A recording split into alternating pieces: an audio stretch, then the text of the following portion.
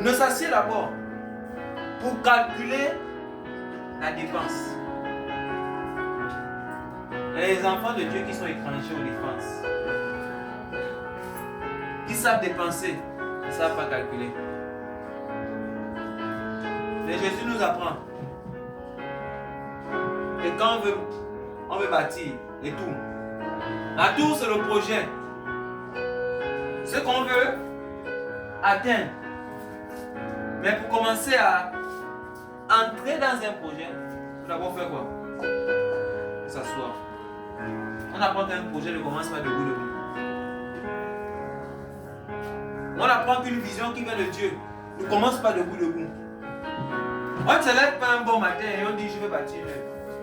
On ne commence pas un bon matin et on dit je vais devenir l'évangéliste des nations, je vais devenir l'évangéliste. Je sors.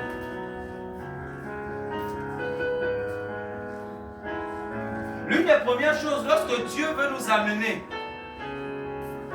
à bâtir les tours, ou si nous sommes appelés à être sur une tour que nous-mêmes nous devons construire, c'est s'asseoir. Il va nous faire asseoir. Pour faire quoi? Pour calculer. Pour faire rentrer le prix qu'il va falloir payer.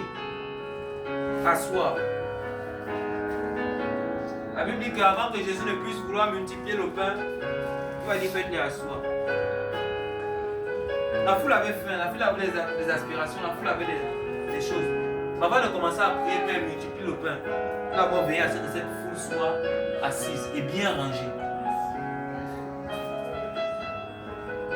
Mais on est plusieurs à s'engager dans les prières sans être assis et bien rangés, sans calculer la dépense.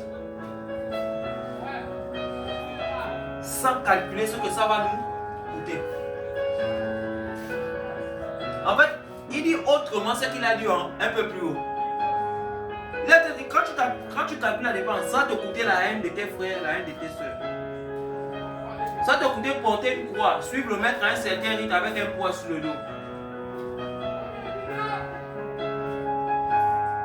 Est-ce que tu t'es assis pour calculer?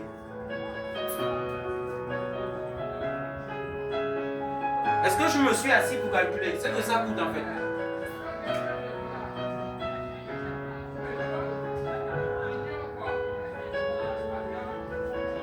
Je dois d'abord m'asseoir, calculer la dépense.